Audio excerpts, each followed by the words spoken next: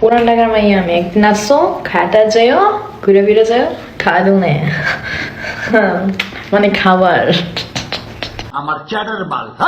আরে বান্ধবী তুমি যে কি খাওয়াতে চাও আমরা খুব ভালো করে জানি। পুরান ঢাকার মানুষ ঠিক মতো খাইতে পারে না নাকি না পারলেও সমস্যা নেই, আমরা সিঙ্গেল প্লাপান যে তোমাকে একদম পুরোটাই খেয়ে দিয়ে আসবো। আজকে রাত্রে কিন্তু না করতে পারবে না, তুমি 1 সপ্তাহ ধরে আমার না করতেছো।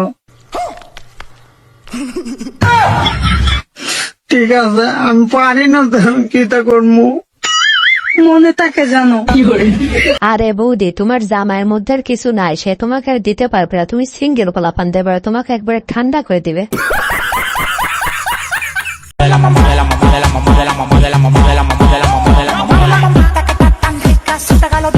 साली चलती फिरती कोकेन है कोकेन।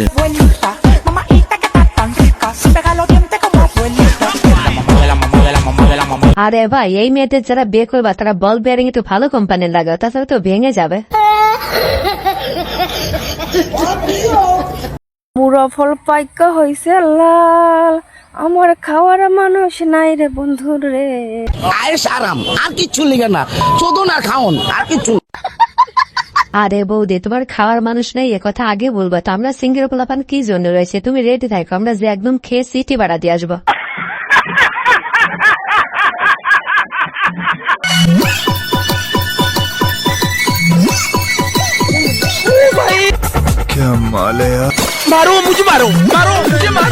আরে বৌদি ঝাঁকে একটু আসতে দাও, ওইটা খুলে পড়ে গেলে ভাই তোমাকে আর ভালোবাসবে না, কারণ ভাই তো তোমাকে ভালোবাসে ওইটার কারণেই।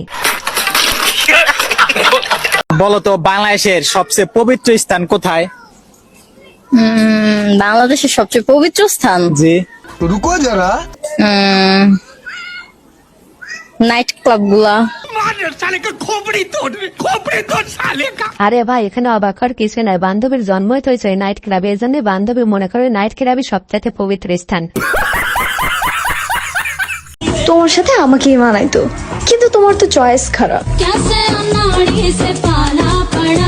साली चलती फिरती कोकेन है कोकेन। বৌদি দাদাক বললো দাদা মধু এনেছেন দুইটাই সমান ভাবে, তাই একটাই বেশি থাই একটাই কম থাই, এটা কেন?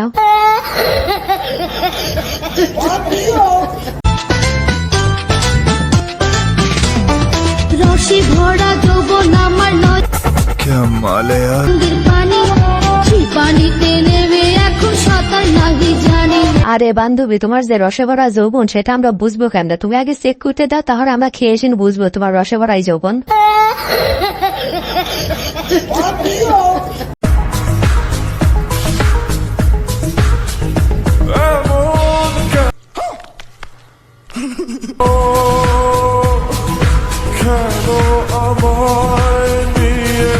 আরে ভাই এভাবে আর এগিয়ে যাস না, তোর যে সাইজ বান্ধবী তোকে কখন গিলে ফেলবে তুই নিজেও টের পাবে না। তারা ভাবেন আমি অনেক বড় লোক, আমার অনেক টাকা পয়সা, তাদের জন্য এক বালতি সমবেদনা। কারণ হচ্ছে আমি একটা সাধারণ মানুষ, আমি না আজকে একটা মেয়ে না যেন ছিল আমার বলতেছে ওইখানে না, আমি বুঝলাম না যে আমি এখানে তো কি হয়েছে। আরে বান্ধবী তারা অবাক হওয়ার মতো কারণ আছে, সে তো জানে তুমি রাতের বেলা ডিউটি করো, তাহলে তুমি এখানে কি করো? অনুভূতি কেমন বলো, অনুভূতি কেমন? মাত্র নতুন নতুন বিয়ে বলো, অনুভূতি কেমন? কোনো অনুভূতি কাজ করতেছে না। কেন নার্ভাস? নার্ভাস না মানে তাহলে কি বলো? মানে সব নরমাল যাচ্ছে, কেমন জানি হচ্ছে, সব এলোমেলো বুঝতেছি না। আলহামদুলিল্লাহ আলহামদুলিল্লাহ। আরে বান্ধবী এখনই সবকিছু এলোমেলো হয়ে যাচ্ছে, বাসুর ঘর তো পড়ে রয়েছে, বাসুর ঘরে তাহলে তো সবকিছু ওলট পালট হয়ে যাবে।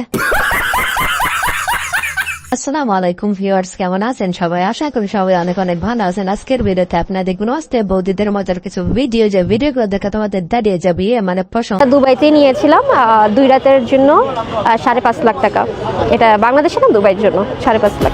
ও মাই গড, মানে দুবাইতে 2 রাতের জন্য আপনাকে 5.5 লক্ষ টাকা দেওয়া হয়েছে। অবশ্যই দেখা যায় গাজীপুর হলে 40-45 এরকম নেই, আর কক্সবাজার হলে 50-55-60 এরকম।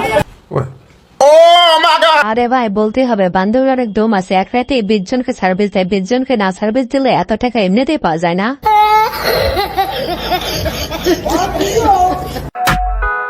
Ese cuerpito que tú tienes, el traje de baño chiquitito te queda.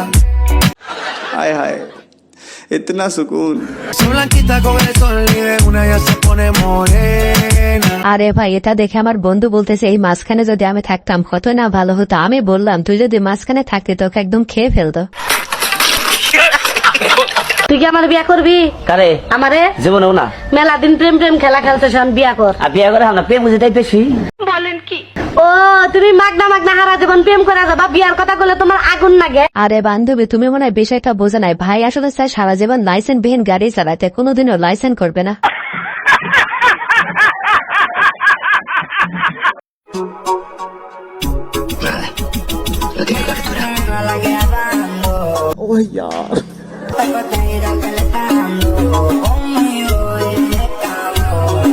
আরে ভাই এগুলা দেখে সিঙ্গেল পোলাপান কেন পাগল হবে না? জিনিসগুলো যে একবারে টাটকা, যদিও খাওয়া তারপরেও বললাম আর কি। কে গো ললিতা, তুমি তো খুব বলতে যে তোমার বিয়ে হওয়ার পরও আমাকে ভালোবাসবে, কিন্তু কই রুকো যারা, তুমি তো পুরো পাল্টে গেছো। আরে ভাই তুই বোঝার চেষ্টা কর, ওটা থেকে ওটা বড়। আরে ভাই তোর বোঝা উচিত ছিল, মেয়ে মানুষ সব জায়গায় আটকায় না, যে জায়গায় সার্ভিস মানুষ ঠিক সেই জায়গায় আটকায়। আমি একবার আমার বয়ফ্রেন্ডকে নিয়ে ধরা খেয়েছিলাম, আমার মা এটা জানার পরও আমাকে কিছু বলে নাই। আরে ভাই সে মেয়ে মানুষ, তারপরেও তার মা কিছু বললো না, আর আমি ছেলে মানুষ, তারপরে আমার মা কি বলে একটু দেখে নাও। বাচ্চা বহুত টাকা কষ্ট করে পর একটা হলে যায়, মিরপুর একটা হলে যায়, রং মারাও, রং করো, পর ভালো করে চর দেখাও। যে আমি গিয়েছিলাম, আমার বিরুদ্ধে একটা প্রতিবাদ সভা হয়েছিল, আমি সেখানে গিয়ে উপস্থিত হয়েছি, ওনাদেরকে জিজ্ঞেস করেছি আমার বিরুদ্ধে কি প্রতিবাদ সভা, এবং সেখানে তারা বলেছে নিঃশর্ত ক্ষমা চাইতে। আমি নিঃশর্ত ক্ষমা চেয়েছি। বলেন কি? ঢাকা 8 আসনে বাসীর কাছে এবং পুরো বাংলাদেশের আলেম সমাজের কাছে। তারপরে বললাম যে ঠিক আছে তাহলে কি, তারপরে দেখলাম তারপরে আমার বিরুদ্ধে মিছিল করতেছে। বলেন কি? পাটোয়ারিকে স্পষ্ট ভাষা বলে দিতে চাই, সরাসরি বাবুনগরী রহমতুল্লাহি আলার বিপক্ষে যে কথা বলেছ, রুকো যারা, কটূক্তিমূলক কথা বলেছ, বেয়াদবিমূলক কথা বলেছ, তার জন্য তোমাকে মাফ চাইতে হবে।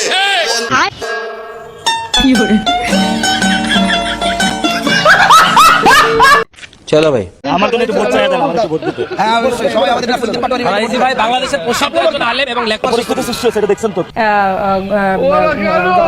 আরে ভাই এটাই হচ্ছে নাসিরউদ্দিন পাটোয়ারি, এলো বিক্ষোভ মিছিল করতে, এসে তার পক্ষে মিছিল করে চলে গেল। নিঃসন্দেহে তুই ঠিক কথা বলেছিস। তুই কি চাস বলতো? আমি না তোমাকে চুমু খেতে চাই। তুই এটা স্বপ্নেতেও ভাবিস না। স্বপ্নের কথা বলো না, রুকো যারা, স্বপ্নে তোমাকে আমি কি কি করেছি তুমি নিজেও জানো না। আরে ভাই তুই বোকা নাকি? তুই স্বপ্নে করতে যাবে কেন? এত সুন্দর গার্লফ্রেন্ড থাকতে কেউ কি স্বপ্নে করতে যায় নাকি? মা আমাদের যে জমি আছে 2 ভাই বোনের মধ্যে ভাগ করে দাও। আচ্ছা ঠিক আছে, আজ না হয় কাল ভাগ করে দিতে হবে। তোরা বস, আমি ভাগ করে দিচ্ছি। রুকো যারা, আমাদের মাঠে যে 5 বিঘা জমি আছে, তুই ধান লাগাবি, তুই কাটবি, আমি খাবো। আচ্ছা মানলাম। বলেন কি? আমাদের যে গাই গরুটা আছে, তুই ঘাস কাটবি, তুই দুধ দুয়াবি, আমি খাবো। আচ্ছা এটাও মানলাম। আমাদের মাঠে যে 5টা পুকুর আছে, তুই মাছ চাষ করবি, তুই বেচবি, টাকা নেবো আমি। মা বিষ কিনে আনবো আমি, মিশাবে ও, খাবে তুমি। আরে আন্টি এবার হলো তো, চালাকে তো খুব করছে না, খালি খেতে চাইছো, এবার খাও বিষ।